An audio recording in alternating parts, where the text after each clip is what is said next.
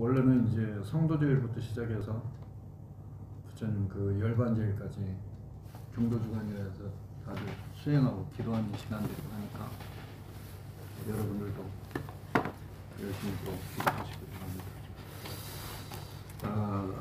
바랍니다.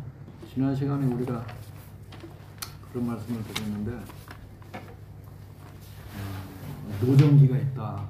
수행을 통해서 우리가 이 팔만대장경이라고 하는 것이 결국은 노정기, 찾아가는 안내서와 같은 것이다. 그래서 이제 그걸 우리가 이제 보고 또 이제 그렇게 해 나가는 거다.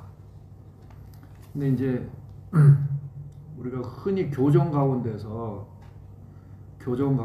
하엄정이 있는데 그 하엄정이 이제 우리가 그 여러 경전 가운데서 최고의 그 덕목 그 최고의 수행 그 경이라 그러면 하엄경이라 그러잖아요. 80권 하엄경. 근데 그 하엄경은 좀 어렵기도 하고 난해하기도 하고 하지만은 거기에 이제 그 지엄화상 밑에 현수대사라고 계셨는데 그 현수대사는 우리나라의 그 의상대사 아시죠? 사형 사제지간이에요. 의상대사가 중국으로 가서 바로 이 그 하엄종의 그 두순화상으로부터 거기에 이제 유명한 지엄화상도 계시고 나름대로는 그 훌륭한 스님들 계시는데 같이 동시대 사람이에요. 의상대사하고. 근데 이제 하엄종 제3전 현수대사가 연기법에 대해서 이제 말씀을 하셨는데 뭐라고 말씀하시냐면 이 연기법은 본래가 다 구적되어 있다는 거예요. 반드시 마음에서 그거를 증득해야지 사람들에게 설명할 수가 없다. 그러니까 우리 불가의 깨달음이라는 게 마치 우리가 사과를 두고 여러 가지 맛을 표현을 할 수 있겠지만 제일 확실한 것은 자기 본인 입으로 먹어봐야 된다는 거예요. 근데 왜 이제 현수대사 말씀을 드리는 거냐면 교종에서도 이렇게 이야기를 해요. 뭐라 그러냐면 자기가 직접 증득하지 않으면 못 간다는 거예요. 깨달음에. 그래서 제일 중요한 거는 우리가 신, 해, 행, 증 그러거든요. 일단 믿음을 갖고 그 믿음을 가졌으면 이해를 해야 돼요. 그러니까 이제 이해라고 생각했을 때는 그게 바로 이제 여러 경전을 통해서 그 다음에 그 이해하는 걸로 끝나지는 않아요. 불교는 행동으로 실천을 옮겨야 된다는 거예요.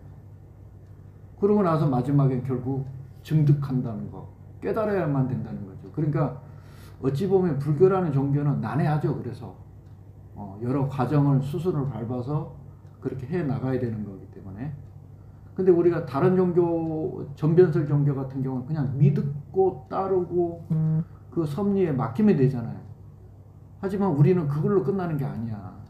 그래서 어찌 보면 이제 앞으로 시대는 이제 여러 종교가 있지만 문명이 더 발달이 되고 더 발전할수록 사람들한테 뭔가 설득력 있는 종교가 과연 어떤 종교일 것이냐. 그래서 이번에 진제 스님이 미국에 가가지고 뉴욕에 갔잖아요. 그러니까 그 당시 오바마 대통령이 있었을 때 조찬회를 열어가지고 그러니까 쉽게 전 세계의 종교 지도자들하고 모여서 기도회를 열었어요. 그러면서 이제 진제 스님을 모셔놓고 선에 대한 이야기를 했단 말이에요. 거기서. 근데 그 진제 스님이 그런 말씀을 했다는 거예요. 야, 미국이라는 나라가 대단하더라. 왜 대단하냐면은 가만히 보니까 이 미국이라는 나라가 좋은 게 있으면 그걸 빨리 받아들여가지고 자기 걸로 만들어가는 과정이 굉장히 빠르더라는 거예요. 그러니까 그 진제 스님이 꼭 거기에서만 설법을 하셨던 게 아니고 성당에서도 했잖아요. 저번에. 캐톨릭이 됐든 뭐가 됐든 깨닫고자 하는 그런 마음을 찾아가는 길에 있어서는 종교가 무슨 필요가 있느냐는 거예요.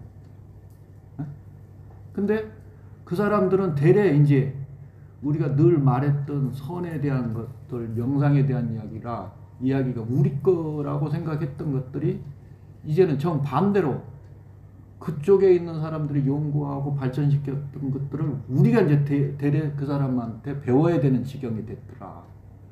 그러니까 그 미국이라는 나라가 그냥 그렇게 좋은 나라가 아니라 그만큼 빨리 자기들한테 필요한 것들은 대해서는 빨리 습득을 하더라는 거예요. 아무튼 그런 걸로 봐서 서구 사회에서도 이제 이 명상, 선, 이 내 마음을 찾아가는 것들이 굉장히 빨리 발전되고 있어요. 우리가 놀라울 정도. 근데 이제 요즘에 우리나라에서도 이제 뭐 붐이 일어나서 뭐 명상센터를 간다든지 한참은 요가가 또 그렇게 붐이 일어났던 것 같은데 그건 건강적인 이야기고 일단은 그 어떤 이 행복이라는 것은 결함이 있다 그랬잖아요. 항상 이 몸하고 정신하고 같이 결합되어 있는 문제라서 예를 들어 내가 정신적으로는 우월하고 내 마음 상태를 잘 유지할 수 있겠지만 몸이 있는 한은 고통스러움이 늘 따를 수밖에 없어요. 늙어가는 걸 어떻게 할 거예요? 그죠? 근데 늙어감에 따라서 또 여러 가지 반응들이 보여지잖아. 점점 눈도 나빠지고 저도 이제 요즘에 매일같이 이제 안약을 넣고 또 어제는 또 하필이면 며칠 전엔 어제 그제는 책으로부터 그냥 책 벼락을 맞아가지고 얼굴 찢지를 않나. 어제는 또 샤워를 하는데 그 보일러가 또 안 돌아가가지고 이미 거품은 잔뜩 묻어있는데 이거 어떻게 해. 그래가지고 완전히 그냥 달달달달 떨었더니 몸이 이제 으시으시 죽고 그 상태가 좋지는 않아요. 그러다 보니까 이제 오한도 들고 그래서 만사가 귀찮아지잖아요. 귀찮아지니까 먹는 것도 귀찮아진 거예요. 그래서 또 저놈이 또 자꾸 불러대. 안 갈 수가 없잖아요. 몸은 괴로워 죽겠는데. 그래서 어떻게 하다 보니까 팔각정까지는 갔다 왔는데 거기서 또 아는 사람을 만났어요. 그랬더니 뭐 스님 반갑다 어쩐다 그래 해가면서 뭐 내가 개 엄마도 아닌데 개를 강아지를 끌고 다니다 보니까 여러 사람들하고 그렇게 반갑다 하면서 뭐 어쩌고저쩌고 거기서 또 한참 이야기를 들어주려고 보니까 그것도 힘들어. 근데요, 야 그렇게 충질나요. 내가 지금도 오한이 들어. 그게 이제 그렇게 돼가지고 그래서 난로를 가면 온 난로를 다 켜놓고 그렇게 해봤는데 어찌됐든 정신은 바짝 들더라고. 이 말은 이 몸이 있는 한은 어쩔 수가 없는 거야. 그래서 우리가 유로열반이 있고 무여열반이 있거든. 무루 완전히 이 몸으로부터 벗어나야만 완전한 열반이 되는 거예요. 이해 가시죠? 그러니까 불가에서는 이걸 왜 그러냐. 완전한 열반이 되려면 윤회가 끊어져야 돼. 이해 가셨죠? 그 윤회가 있는 이상은 완전한 열반이 될 수가 없어요. 그래서 우리 참 몸뚱아리라는 게 저도 요즘에 이제 몸에 대해서 생각을 많이 하게 되더라고요. 아니 그 여러분들도 아시잖아. 조심하는데도 불구하고 고춧가루가 눈이 있는데 자꾸 그렇게 되고 요즘에 찾는 게 일이야. 안경을 여기다 둔 것 같기도 하고 맨날 찾으러 다녀요. 그래서 내가 이제 지혜를 짜낸 게 안경을 여러 군데다 갖다 놓는 거예요. 이런 것들이 이 몸으로 인해서 생긴 것들은 완전하게 벗어날 수가 없다. 그리고 행복의 조건이라는 우리가 그때도 말씀을 드렸지만 이게 계속 완전성을 유지를 못해. 그죠? 좋았다가 행복했다가 또 고통스러웠다가 좀 이렇게 뭔가 좀 완전하게 만들어진 것 같은데 그 시기가 또 지나고 나면 또 다른 걸로 인해서 계속해서 괴로움이 늘 오기 마련이라고. 그래서 우리가 어떤 그 여러분들도 왜 나라는 존재에 대해서 오늘도 그런 글을 잠깐 올렸는데 내가 누군가 싶은 거를 알고 싶은 거야. 그죠? 정말 내가 누구냐. 근데 파보면 파볼수록 흠이 너무 많으니까 더 알고 싶지가 않아. 어느 때는. 그런 느낌 받아보신 적 있어요? 안 해봤어? 나만 해봤나? 어? 그러니까 뭐 어찌됐든 부처님 그 법속에서 산다고는 했지만 어찌 보면 여러분들은 부처님을 믿는 불자이잖아요. 불자로서 또 여러분 또 생활을 하면서 또 이렇게 절에 오시는 것들이라서 좀 부족한 면이 있더라도 우리처럼 완전하게 이렇게 출가해서 사시는 게 아니니까 이해가는 부분들이 크지만 또 우리 같은 사람들은 전념을 해서 살잖아. 이 속에 들어와서 전념해서 사는 입장에서 생각해보면 그 참 앞으로 남아있는 시간이 얼마나 될라는 모르겠지만 야 이거 완전하게 지금부터 산다 해도 부족한 게 많겠구나 그런 생각을 많이 하게 되더라고. 응? 그래서 뭔가 이렇게 사람들이 자기가 살아왔던 날들을 회상을 해보면 좋은 점보다 나쁜 점이 많으면 죽는 게 두려운 거예요. 그러지 않겠어요? 그러니까 주마등처럼 그 짧은 순간이지만 임종시에는 우리가 그 아미타불 연부를 10년이 안 못해. 10년만 하더라도 아미타 여러 부처님께서 여러 불보살님 대동을 하고 접인해 주신다고 그랬지만 이 막상 숨이 떨어지는 그 순간부터는 무섭고 두려움이 밀려오기 때문에 한 생각을 유지하기가 어려워. 에? 그래서 그때 그런 힘을 키우기 위해서는 꾸준하게 매일같이 수행을 해야 된다는 거예요. 매일. 그냥 자동해서 그냥 입으로 그냥 스스로 나오게끔. 그러니까 저 영광 큰 스님께서도 그때 현대불교신문에서 그때 취재한다 그랬을 때 아무래도 그 신문에 나온다 그러시면은 절대로 그 응하실 분이 아니라서 제가 질문거리를 몇 개 이제 써서 녹음기를 살짝 갖다 대고 말씀을 드렸는데 출가 동기부터 시작해서 일평생 동안을 어떻게 사셨는지 수행 이야기도 들어보고 이제 해봤잖아요. 근데 한마디 질문이 끝나고 나면 바로 연불이 돼. 관세음보살. 10년 왕생을 해가시면서 계속 내가 질문하기가 어려울 정도. 이미 그분 입장에서는 몸에 완전히 밴 거예요. 머리 끝에서 발끝까지. 그러니까 마지막 임종시에도 보니까 이제 얼마 안 있으면 이제 임종하시겠다 싶어서 내가 차고 있던 단주를 들으니까 단주를 잡자마자 이게 자동으로 굴러가. 그래서 내가 그 당시에는 그게 습관일까? 뭘까? 이런 의아심을 가져봤는데 습관이 됐든 뭐가 됐든 간에 하던 게 있기 때문에 그게 되는 것이지 안 하면 그러니까 우리가 그러죠. 아니 어떻게 스님 임종시에 10번만 달랑하고 극락세계 갈 수 있겠느냐 그런 이야기들 하잖아요. 근데 2-3번도 부르기가 어려워. 알겠죠? 2-3번도 어려울 것 같아. 혼미에 그러니까 혼비백산이란 말이 거기서 나오는 거야. 그 공포심이 막 밀려오는데. 그러니까 우리가 그 찰나지간이지만 한 찰나에 내 한 생이 영화 필름처럼 싹 지나간다는 거야. 그 짧은 시간. 나는 그걸 경험을 해봤어요.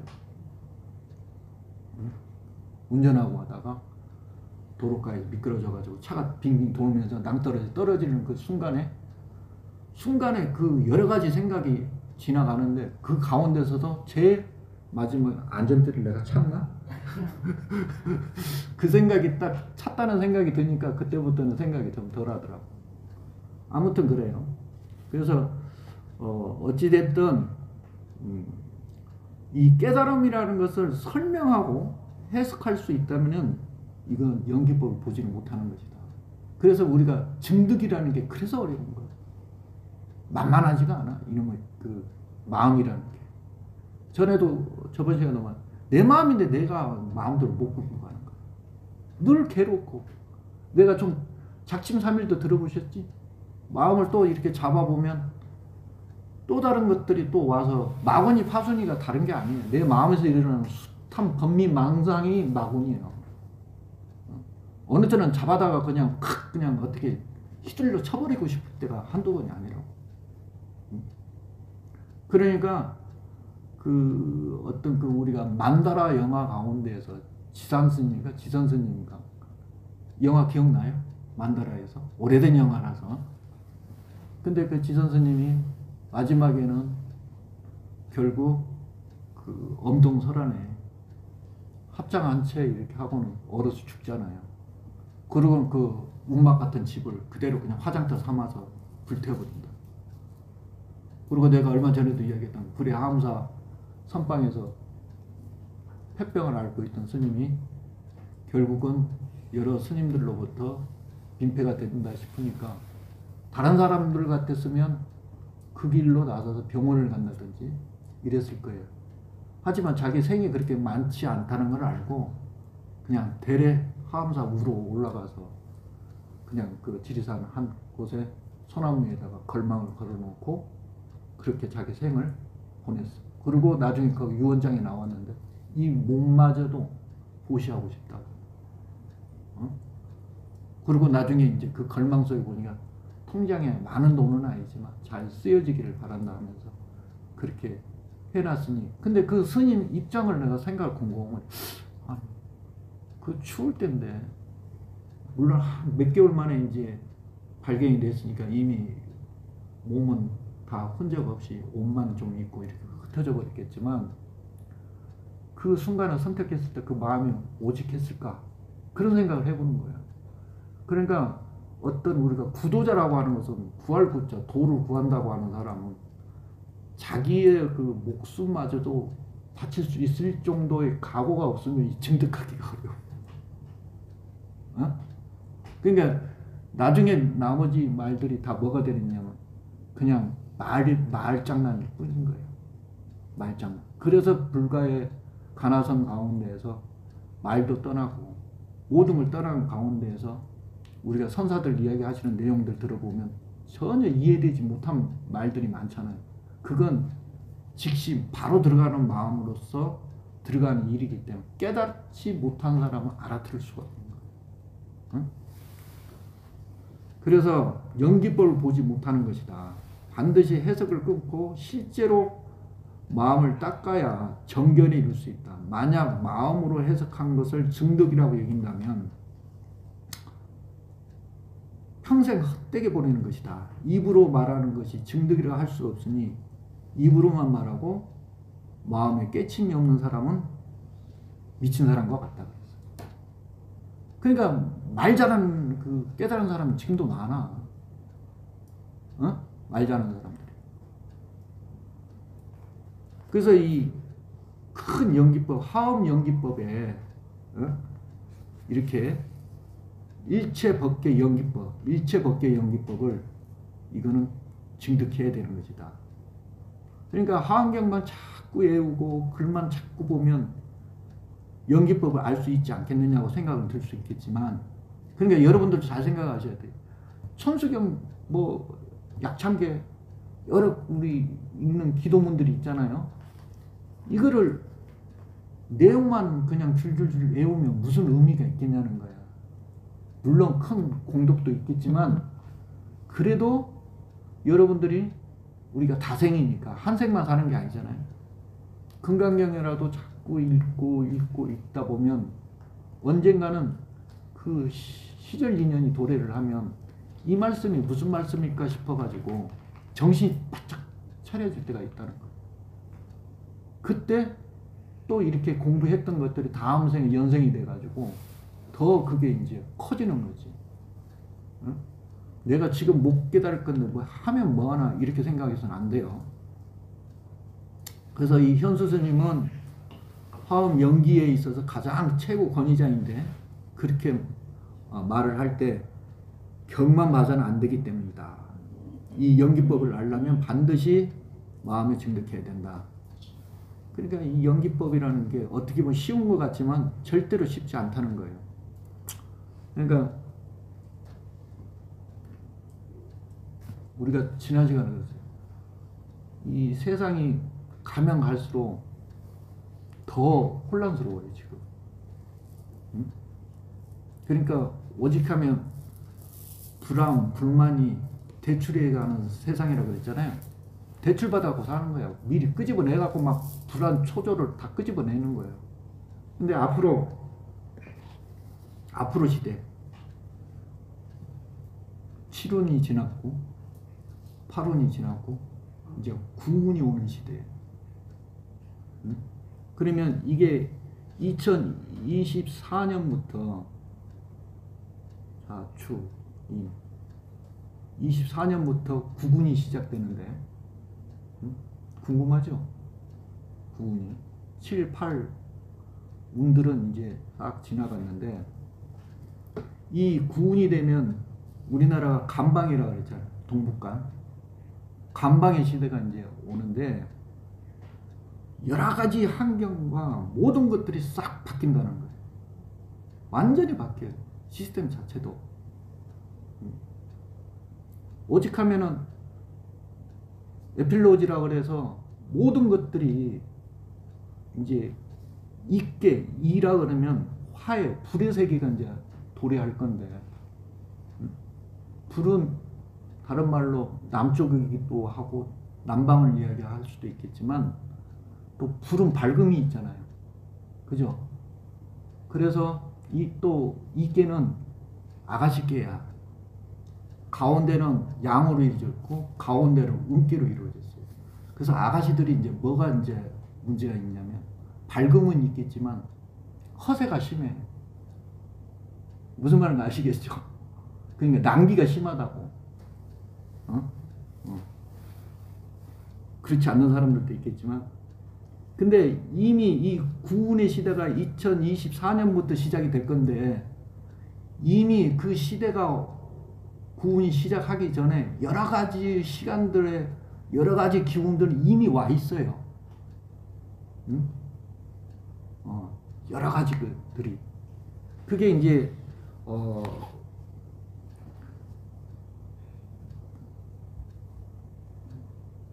앞으로 불의 시대니까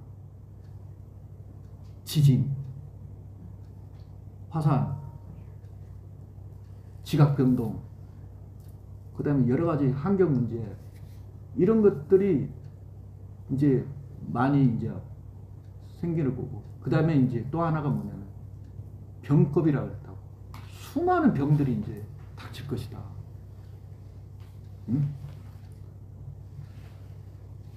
그러니까 불의 시대는 IT 사업 뭐 이런 거, 전자 컴퓨터, 그죠? 컴퓨터도 뭘로 보느냐, 오행으로 보면 화로 보는 거예요. 전기로 이렇게 이루어지는 것들이라서.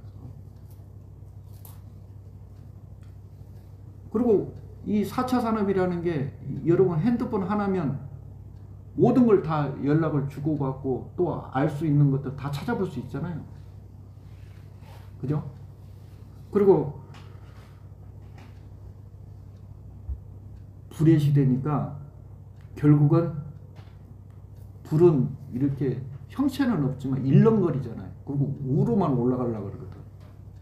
그죠? 불은 자꾸 타서 우로, 화염이라고 해서 자꾸 올라가려는 기분이 넘치는 건데, 그래서 이제 앞으로 우주 시대가 또 열리는 거예요.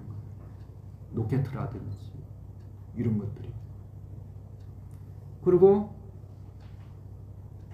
드론도 마찬가지겠네요. 한국 우주 드론.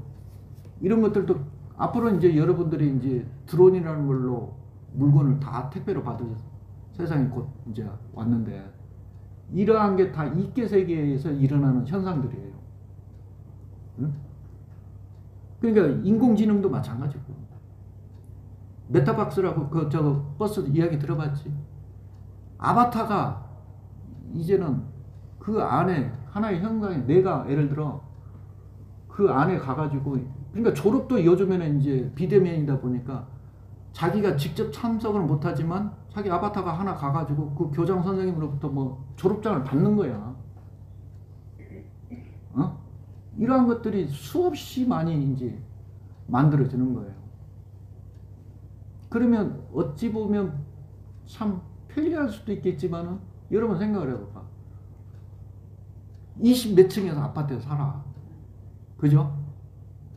그리고 지하 주차장으로 내려가서 출근을 해요. 출근을 해가지고 터널을 지나고 또 회사에 가면 또 회사 지하 주차장에다 차를 주차를 해놓고 회사에 가고 하루 종일 이 세면 바닥에 안에 갇혀서 사는 시대란 말이에요. 그러죠? 응? 그러니까 우리의 이 자연, 우리 몸은 자연인데 자연과의 동떨어진 생활을 계속 하고 살고 있고, 여러분들 지금 과일이 제철이 있어요? 없지. 그러니까 요즘 애들은 이게 딸기가 이게 겨울에 나오는 건 줄 알아. 참외도 마찬가지고. 그러니까 제철을 애들이 알아가기가 어려워요. 그리고 봐봐, 여름에는 에어컨 속에 놓여가지고 계속 있는 데다가 겨울 되면 어때요? 보일러 속에서 또 이렇게 있게 되잖아요. 그러니까 이 몸이 점점 무뎌지는 그런 세월을 살고 있는 거라고. 그러니까 둔해지는 거거든요. 근데 우리 몸 자체는 자연의 몸이라고 했는데도 불구하고 우리는 자연과 너무 동떨어져 있는 거예요.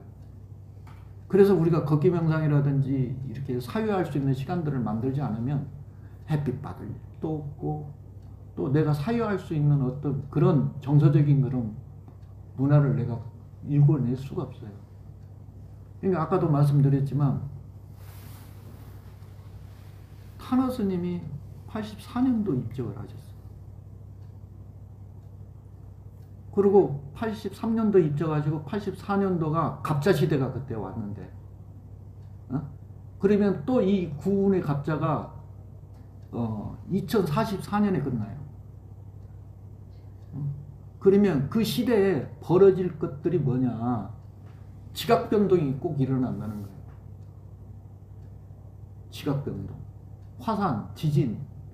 이게 지금 우리 현실에는 그렇게 크게 와닿지 않으려는지 모르겠지만 이미 2022년도인데 24년이나 해봐야 얼마 남지 않았잖아요.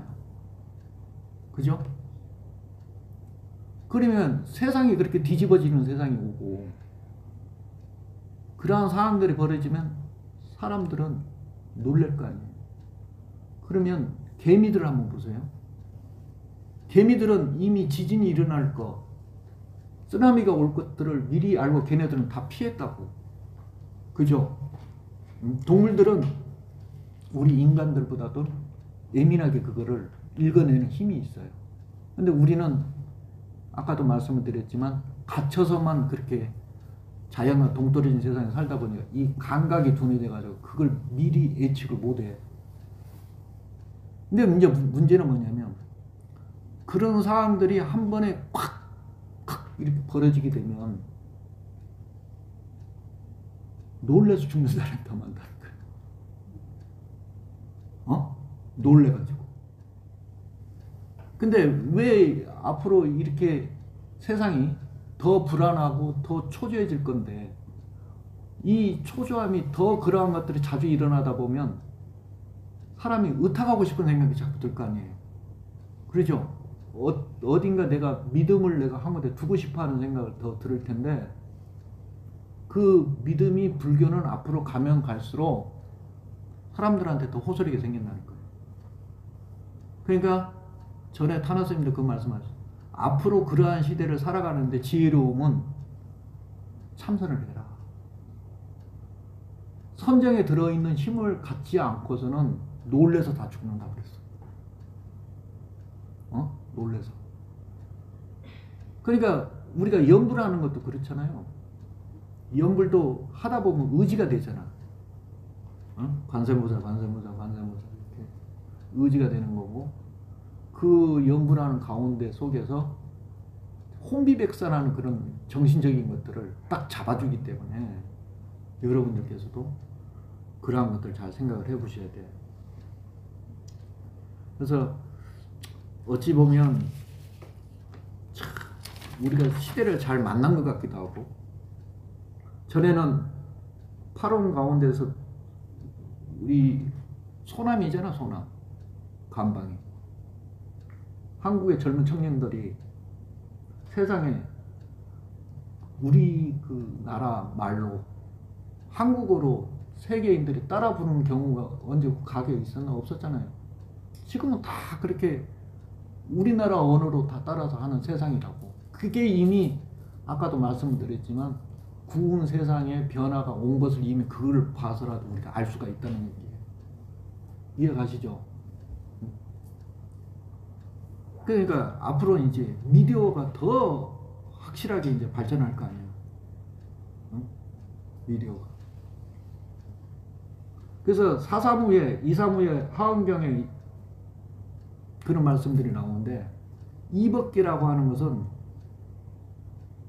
이거 무엇가 만들어지기 위해서는 이론이 있기 마련이라고. 원리가 있기 마련이에요. 사법계는 현실로 그 원리를 바탕으로 해가지고 만나가지고 이런 물건들이 만들어지는 거예요.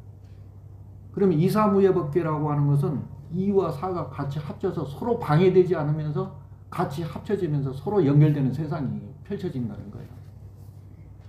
응? 이해 가세요? 그러니까 우리가 어찌 보면 이법계라는 것은 제법무화의 공예사상을 바탕으로 일체는 유심조라고 해가지고 그게 기본적인 이법계의 원리적인 세상이에요. 그냥 이 세상이 돌아가기 위해서는 그냥 이렇게 딱 돌아가는 게 아니라 어떤 원론적인 것들이 바탕이 돼가지고 이 세상이 움직이고 있다는 겁니다. 전기만 해도 마찬가지잖아요. 예를 들어 비유를 하자면 전기가 있는데 그 전기가 원리가 있어야 불이 들어올 거 아니에요. 그죠? 그렇게 어떤 원리와 사법계의 어떤 현실이 드러나는데 서로 장애되지 않으면서 그런 세상이 앞으로 열려질 것이다.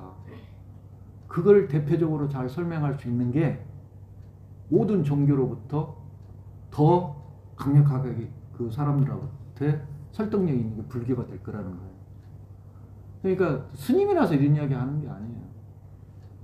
서양의 가장 20세기에서 가장 큰 일이 뭐냐? 컴퓨터가 만들어진 것보다도 불교가 서양 사람들로부터 전달이 됐다는 게 가장 큰 일이다 그랬어요. 큰 일. 응? 그러니까 우리 부처님이 이제 이 땅에 오셨다고 생각을 하면 부다가에 가셔가지고 설법을 하시겠어요? 부처님이 지금 시대에 오셔서 설법을 하신다 그러면 어디에서 하실까요?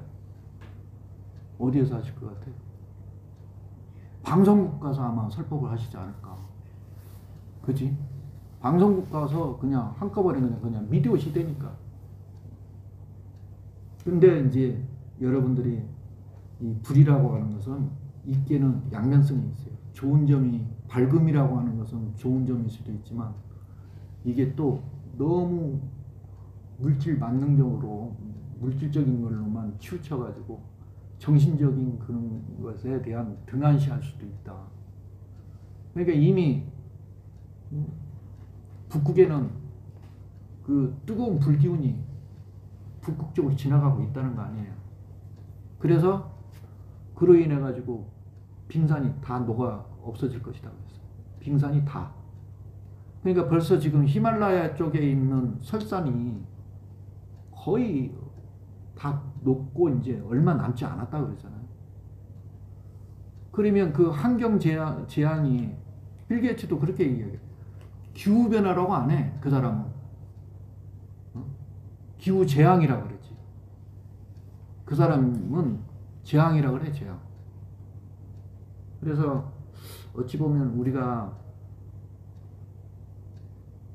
그걸 좀 멈추고 좀 우리 스스로가 좀 절제해가면서 이렇게 좀 보호할 수 있는 그런 것들을 많이 찾아야 돼요.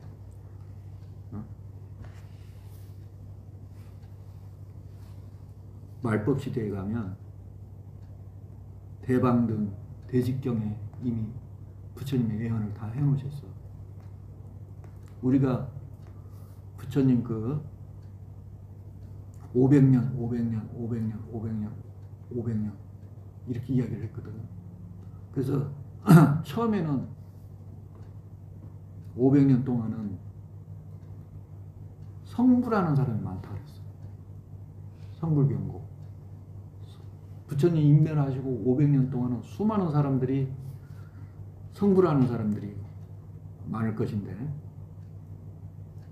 근데 그 이후에 세상은, 그러니까 성불이라고 해요. 해탈경고라고 해도 되겠다.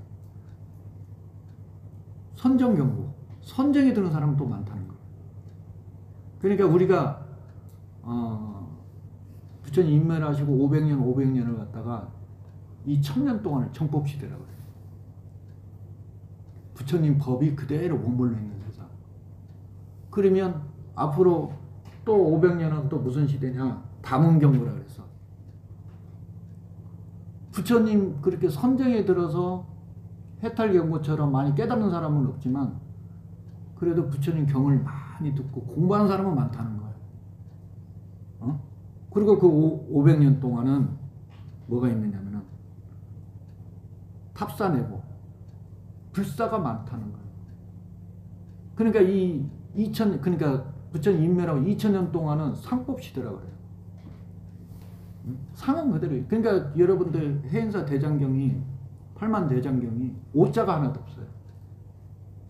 오자가 하나도 없는 이유가 한자 새기고 3번 절을 했기 때문에. 그렇게 정성을 다 들여가지고 했던 불사이기 때문에 오자가 없는 겁니다. 아무튼 그렇게 탑사내고가 지나고 나면은 그 500년은 뭐라고 해야, 투쟁경보다 투쟁만 난무하는 시대가 될 거다 그랬어. 지금 시대가. 이걸 말법 시대라고 그래요. 말법. 그러니까 우리나라 조선이라고 하는 나라가 계속 탕파 싸움하다가 망한 거 아니야. 그죠? 강화도에 있는 철종을 갖다가 아무것도 모르는 사람이야. 그냥 농사나 짓고 그냥 왕가의 피가 흐른다 해가 데려다 놓고 안동김씨지.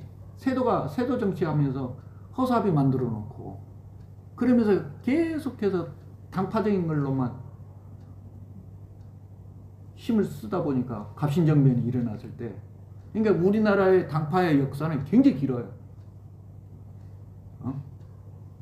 그래서 그 당시에 지금처럼 친노가 있고 친문이 있고 이러듯이 당시에 그 세력도를 갖고 있던 사람들이 무슨 짓거리를 했느냐면 친일 쪽으로 가는 사람이 있고 친노 쪽으로 가는 사람, 청나라 쪽으로 가는 사람이 있고, 이런 식으로 서로가 이렇게 나뉘어져 가지고 계속해서 싸운 거예요. 근데 왜 이런 얘기를 하냐면 지금 우리도 마찬가지인 게 현실적으로 투쟁만 하고 있거든요. 뭐가 진보가 옳고 보수가 어떻고 막 등등 계속해서 막 가짜 뉴스까지 동원을 해가면서까지 그렇게 맨날 그렇게 싸움인데 투쟁만 하고 있는 거예요. 근데 이제 앞으로 시대는, 옛날에는 리더 위에서부터 민생을 이렇게 내려가는 시대였다 그러면 앞으로는 그런 시대가 아니라는 거예요. 앞으로는 저 높은 사람이 세상을 주물러 가지고 세상을 이렇게 편안하게 만드는 세상이 아니고, 앞으로 우리 민초 같은 사람, 백성들이 위에 사람 움직이게끔 만드는 세상이 된다는 거예요. 응?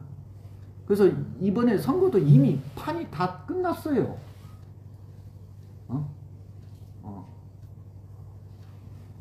그 참 아이러니해. 하천대유부터 시작해갖고. 그러니까 변화를 이야기하고 변혁을 이야기하는 사람이 될 거라 난 생각을 하는 거지. 근데 중요한 거는 뭐냐면 권위주의에서는 절대 사람 안 나타나요. 그쪽에서는 사람 안 나타나. 결국은 민생으로부터 사람들이 그 사람한테 마음을 주는 거지, 권위적인 것들을 많이 갖고 있는 사람한테는 안 돼. 그러니까 좀 괴로운 거는, 무서운 거는 환경 재앙이 우리한테 곧 닥칠 때 이러한 것들을 우리가 어떻게 대처를 잘 할 것인가. 기후변화가 생기고 그런 재난이 막 벌어졌을 때. 그러니까 생각을 해보세요. 지진이 나가지고 아파트가 그냥 갑자기 확 무너지기도 하고. 우리나라 백두산 화산이 활화산이잖아요. 지금 백두산 화산은 지금 터졌다 그래도 전혀 이상하지 않는다 그래요, 전문가들은. 응? 지각 변동이 일어나면 어떻게 되겠어요? 그러니까 옛날에 그 일본이 가라앉는다는 말이 틀린 말이 아니라고. 응? 그런 걸로 봐서는 참 암울한 세상일 수밖에 없다고 볼 수도 있지만, 아까 화의 세계는 밝음을 이야기하기 때문에 정신적으로 밝은 사람들이 좋은 세상을 살 거예요. 그래서 여러분들이 좀 더 뭐냐면 마음 닦는데 신경을 잡고 거기에다가 몰입하고 삼매의 힘을 얻으면 놀래서 죽는 일은 없다는 거예요. 다 놀래서 죽는다는 거예요. 그리고 숱한 병마들이 찾아와가지고 병겁이라고 그러거든. 그 부처님 예언 나오는 말씀이에요. 병겁이 참으로 많이, 전염병, 바이러스 이런 것들이 결국은 많은 사람들이 죽을 수밖에 없다. 응? 그래서 신의학 김인원 선생이 뭐라 했느냐면, 그런 시대를 대비해서 나온 게 그게 이제 주겸이었던 거예요. 그러니까 여러분들이 그 주겸이 어디서 나온 것 같아요? 의상대사가 만든 것인 거잖아. 그 고창 선호사 말고 갑자기 그 절 성타스님 계셨던 절, 응? 개운사인가? 계암사. 거기에 의상대사가 수행을 하고 있는데, 이 보니까는 온 나라에 전염병이 돌아가지고 사람들이 막 죽어 넘어가는 거야. 그걸 어떻게 하면은 좀 막아낼 수 있을까 생각을 하시다가 그쪽으로 서해안 쪽에 소금이 많이 나잖아요. 그래서 만들어낸 게 기암주겸이에요. 원래 그 절에서 그렇게 해서 사람들을 구제를 했다는 이야기도 있고, 이 소금이라는 게 우리가 볼 때는 고혈압이 안 좋다고 그러지만, 이 주겸이 9번을 굽게 되면 미네랄만 남아요. 불순물들은 싹 빠지고. 어? 그래서 이미 저 하버드 같은 데서는 논문에 그 짠맛이 고혈압 환자들한테 그런 영향을 주지 않는다까지 발표가 됐어. 근데 내가 주겸을 먹어보니까 단점은 이빨이 색깔이 변한다는 거야. 그러니까 그거를 먹으려면 빻아가지고 그냥 이렇게. 근데 이 주겸을 먹게 되면 면역력이 좀 강해지기 때문에, 그리고 이 소금의 원리가 그저 썩지 않게끔 한다 그러잖아. 응? 그래서 이제 말세 시대에 그런 병으로부터 좀 막아내고 면역력으로부터 좀 보호를 받으려면 주겸 같은 것도 괜찮겠다. 한참 그래서 막 주겸들이 많이 팔리고 그랬던 것 같아. 요즘 다 그런 거 아니야? 코로나 안 걸리려고 홍삼 먹기도 하고 막 그런 거잖아요. 응? 근데 그보다 더 좋은 건 뭐냐? 바이러스는 약이 따로 있는 게 아니잖아요, 사실. 실제로. 근데 그 바이러스를 막을 수 있는 방법은 오로지 면역력이야. 면역력. 그 면역력 강하게 하려면 이 정신세계를 강하게 할 수밖에 없다는 거야. 어? 그러니까 에이즈 같은 거는 처음에 걸리면 그 병이 바로 발병되는 게 아니에요. 이게 감염이 되고 나서 7, 8년 정도로 이렇게 서서히 잠복돼 있다가 그 사람의 몸에 기운이 떨어지기 시작하면 그게 확 일어나는 거예요. 어? 그게 에이즈 바이러스예요. 그러니까 이 이야기는 결국 뭐냐면, 내 건강에 감기라는 게 그래서 좋은 거예요. 나는 물벼락을 맞아서 그런 거죠. 감기는, 저는 감기약을 잘 안 먹어요. 근데 감기가 온다 싶으면 저는 뭘 먹느냐면 쌍화탕을 먹어. 우리가 갈근탕 그러죠. 쌍화탕은 열을 내는 거예요. 지금 몸이 춥잖아요. 그러니까 이 열을 내면 이게 한 2-3번 먹다 보면 이게 감기가 떨어지는데 우리가 해열제를 먹어버리면 열을 일부러 내는 거거든요. 몸을 따뜻하게 감기가 오면. 근데 열을 내려버리는 거예요. 어? 그래서 안 좋다는 거예요. 이건 내가 다 해봐서 아는 이야기라고. 그러니까 여러분들도 감기가 살짝 온다 싶을 때는 쌍화탕을 갖다가 드세요. 근데 전자레인지에 드시면 안 돼요. 어? 준자에다 그냥 물 받아가지고 거기다 넣고 좀 따뜻하게 해서 먹는 게 좋지. 전자레인지에 넣으면 약성분이 그렇게 안 좋을 것 같다는 생각이 들더라고. 그래서 2044년 갑자년 변화가 오는데 정신질환자들 막 생기는 거예요. 왜 오늘 이런 이야기를 하지? 정신질환자.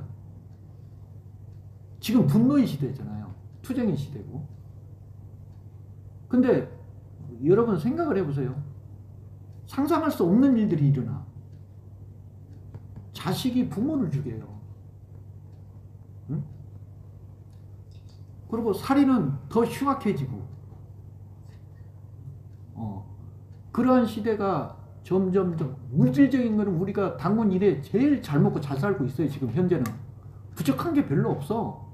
아무리 못 사는 사람이라 하더라도 거의 때를 굽는 사람이 없고, 웬만하면 정부에서도 그런 사람들은 다 도와주잖아요. 시골 같은 데 가봐. 경로당 할머니들 딱 구역이 나뉘어져 있어요. 구역이 이렇게 내가 여기서부터 몇 메다까지건 그분이 매일같이 거기를 정리정돈을 하는 거예요. 청소를 하고. 그러면 거의 30만 원 돈 나와. 그러니까 다른 데 가서 일 안 하려고 그래. 내가 맡은 구역만 하면 되는데 굳이 밭에 가서 내가 농사 짓고 하려고 하지 않는다고. 근데 복지는 점점 좋아지기는 하지만 정신적인 것들은 더 이게 메말라가는 거예요. 우리 보세요. 그럴 수밖에 없는 게 우리가 사는 주거 공간 자체가 그렇게 돼 있어. 그러니까 여러분들께서 요즘에는 그나마 이제 좀 여러분들이 걷기 명상 안 하면 언제 해를 볼 것이며 언제 저기 뭐 봄, 여름, 가을, 겨울을 언제 다 그 눈에다 담을 수 있겠어. 그러죠? 그나마 내가 좀 걷는 시간들이 있으니까 계절의 변화도 느끼게 되고 그렇게 이렇게 세월 가는 것도 느끼게 된다고. 백사시를 가고 얼음은 꽝꽝 얼어있지만 거기서 가만히 있으면 절절절절 내려가는 물소리를 듣고 있다 보면 그 심란했던 마음도 이내 씻겨져 내려가는 것처럼 느껴진다고. 그냥 춥다고 그냥 방 안에만 있어서는 안 되고. 그래서 아까도 그랬지만 질서, 윤리, 도덕 이런 것들이 무너져 있는 세상에서 오로지 그걸 좀 이렇게 반듯하게 할 수 있는 게 무심이라는 자리. 참선이 무심으로 들어가는 자리잖아요. 응? 연불도 마찬가지예요. 연불을 하다 보면 처음에는 관세음보살을 불러. 관세음보살 부르다 보면 나중에 내가 부르는 나도 없어. 나 자신도. 그게 하나의 무심의 경계에 이제 들어가고 나면 오로지 그냥 관세음보살은 할 뿐이야. 그것만. 그게 자꾸 쌓이다 보면 내공이 생기는 거 아니겠어요? 요즘에 이제 좀 있으면 봐봐요. 우리 인간들의 업보로 인해서 얼마나 재앙이 터널 뚫는다고 얼마나 갔다가 해서 지하철, 그죠? 지하철이 엄청 생기고 우리나라 전 팔도마다 터널 없는 데가 없어요. 근데 터널로만 뚫어서 되는 게 아니야. 그걸 뚫어버림으로 인해서 맥이 끊기기도 하지만 물길이 다 없어지는 거예요. 여기 백사실 이쪽에 물이 많았던 곳이야. 습지가. 여기 그래서 도령령이 있기도 하고 그런데 하림각 밑으로 터널이 뚫리고 그 길이 북부간선도로 이렇게 생기고 난 뒤로부터 여기 물이 없어요. 별로. 여기 물이 항상 넘쳤던 곳인데 근데 또 거기 무슨 전철 뚫린다고 지금도 터널 공사 또 하고 있거든. 그러면 문제는 이게 어느 때 문제가 생기냐, 앞으로 100년 후에 그 후손들이 우리한테 잘했다 그럴까? 이게 문제가 뭐냐, 싱크홀이 생겨. 갑자기 그냥 땅이 팍 꺼져버리는 거예요. 그러니까 흔히 우리가 삼풍백화점 옛날에 무너졌었죠. 그런 건 유도 아니라는 거죠. 지하수 자체가 다른 데로 빠져버리면 그게 차 있어야만 그 지각을 그대로 잡고 있는데 그게 빠져버리고 나면 그냥 푹 꺼져버리는 거예요. 그래서 아파트 사는 것도 잘 골라서 사시죠.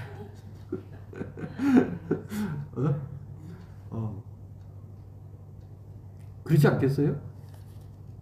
그래서 이제 앞으로 이 물질에서 정신세계로 이제 넘어갈 건데, 구운이 되면 입계의 세상이 된다 그랬잖아요. 그리고 44년 이후부터는 정신세계로 넘어가요. 그러니까 우리가 아날로그 세계에서 디지털로 넘어가고, 이제 디지털에서 어떤 게 되냐면, 지금 우리가 전기차가 이제 한참 유행이고 자율주행 차가 나온다 그랬잖아요. 응? 근데 그것도 이제 잠깐일 것이고, 앞으로는 에너지원이 전기가 아니에요. 광석이지. 이런 돌멩이 안에서 에너지를, 히트류 같은 게 다 광석 아니에요, 사실은. 그죠?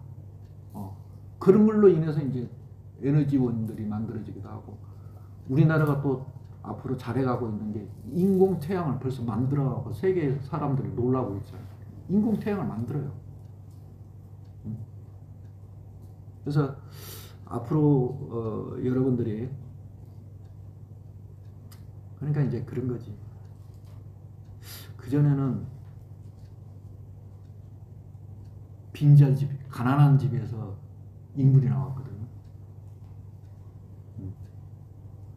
그래서 여러분들 다 내 방을 한번 갖고 있었으면 좋겠다고. 지금 애들이 아마 당연히 내 방이 있을 거라고 생각을 하지만, 옛날에는 식구들이 바글바글 그냥 많이도 났어요. 그죠? 근데 거기에서 천자가 나오는데, 이게 이제 우리가 굳이 뭐 부자 욕할 필요도 없지만, 부잣집에서 탕자가 나와. 흐트러진 놈들이. 유학 보내놓고 나니까 마약이나 하고 오잖아. 그러니까 알고 보면, 그러고 나서 나중에 이제 뭐가 나오냐면 빈곤이 나오는 거예요. 싹 다 까먹고 나중에 다시 없는 입장이 돼버리는 거라고. 그러니까 여러분이 볼 때는 강남 불패일 것 같아도 절대 그렇지 않아요. 그래서 우리나라 지금 현재 그 부동산 문제 때문에 굉장히 작년 한 해가 시끄러웠잖아요. 집값이 이건 미친 거예요. 내가 봐도 정상적인 게 아니야 이건. 그만큼 거품이 엄청 끼었다는 거예요. 3억 하던 게 6억 8억 이렇게 간다는 게 말이 돼요 그게. 근데 이제 이미 참 그렇게 머리 좋은 사람들은 집을 다 팔았어요. 팔고 지금 세금 뭐 양도세니 뭐니 이렇게, 이게 좀 이상한 이야기를 하는데, 이 사람들은 집을 다 팔아서 전세를 얻어놨어요. 자기가 사는 동이 있잖아요. 거기서 그걸 팔고 그 동에 가까운 곳에다가 전세를 들어가. 그리고 그 돈의 차이는 주변에 그 시골 같은 데 아니면 가까운 인근에다가 땅을 사놓는다. 근데 이제 나중에 이제 뒤늦게 들어간 사람들이 다 그걸 이제 온박 다 뒤집어 쓰는 거예요. 그러니까 올해치 땅값이 얼마나 빠질지 그걸 아무도 몰라. 거품이. 그러니까 지금 뭐 참 우리나라 입장에서도 워낙 오랜 세월 동안을 돈 벌 수 있는 방법은 오로지 땅밖에 없다. 그게 맞는 말이었거든. 그냥 처음에는 그냥 우습게 생각했던 땅이 지금은 그렇게 그만큼 오를 수가 없잖아요. 돈을 모아서. 그러다 보니까 너나 나나 할 것 없이 땅에다가 막 투자를 하고 막 이랬던 것들이 나중에 뒤에 가는 사람들이 그걸 또 손해를 보게 생겼어. 그 걱정스러워요 그거. 그래서 오늘 이 어찌 보면 구운 시대에서 살아갈 수 있는 방법은, 여러분들이 나를 정신분열을 혼미 상태에서 유지할 수 있으려면 딱 그거밖에 없어요. 명상을 집중하는 힘을 키워라. 사이렌 울리고 갑작스럽게 여기저기에서 가스 폭발하고, 근데 겁주는 게 아니에요. 지진이 이렇게 일어나면 시뮬레이션 이렇게 해보니까 우리나라가 또 집이 뭐가 벽돌집이 많아요. 아주 그 지진에 취약하거든 그게. 그리고 요 근래 몇 년 전부터 지진에 대비해서 설계를 했던 것이지 그 이전 거는 그 설계 없어요. 그러면 우리나라에 지금 서울시에서 6.5 정도만 지진이 돼도 아수라장이 되는 거예요. 아수라장. 그러면 전쟁은 저리 가라는 거지. 여기저기에서 도시가스 터지게 되고 이러면 그 막 아수라장에 있는 사람들이 온정신을 그대로 유지하기가 쉽지 않아. 그걸 유지해 가려고 그러면 선정의 힘이 없으면 놀래서 이미 심장마비로 죽어버린다는 거. 옛날에 권투, 유명한 권투 있고 뭐 이렇게 큰 프로 권투 이렇게 세계 타이틀 같은 게 있고 그러면 꼭 나중에 뉴스 보면 몇 사람 심장마비로 죽었다는 사람들이 나와. 그런 이야기 들어보셨죠? 어? 그런 것처럼 간이 심장이 적은 사람들은 죽게끔 돼 있다고. 그러니까 오늘은 좀 뭐 다른 말씀을 드리기는 했지만 어찌됐든 누구든지 이 연기법 마음을 깨치지 않고서는 언어와 문자를 표현하려 한다면 이건 연기법을 영원히 모르는 이야기다. 그래서 여러분들이 연기를 12연기가 있거든요. 이 연기가 서로 이렇게 연결이 돼가지고, 그러니까 이것이 있으므로 저것이 있고 저것이 하나가 없어짐으로 또 하나가 없어지고, 이게 연기법이에요. 토괄적으로 크게 이야기를 하면. 그러니까 이게 만들어지기까지는, 이 모양이 나한테 빛을 비치기까지는 그냥 이게 독단으로 세워져 있는 게 아니야. 충전을 했잖아요, 일단 전기로. 그래서 그 충전된 것이 지금 불빛을 나한테 쏘고 있는 것처럼 이 하나의 모양이 있기까지는 여러 가지 소재들이 같이 만들어져서 지금 현재의 모습을 하고 있는 게 이게 연기라는 거예요. 그러면 이게 또 충전이 되어 있지 않으면 불이 나갈 것이고, 불이 영원히 들어오지 않으면 이게 아무 쓸모없는 물건이 되면 버릴 거 아니에요. 그죠? 그러니까 결국은 이 세상의 원리가 2법계와 4법계의 이사무의 법계가 같이 모여서 만들어진 세상이라는 걸, 이게 화엄연기법에 나오는 말씀이거든요. 반야신경하고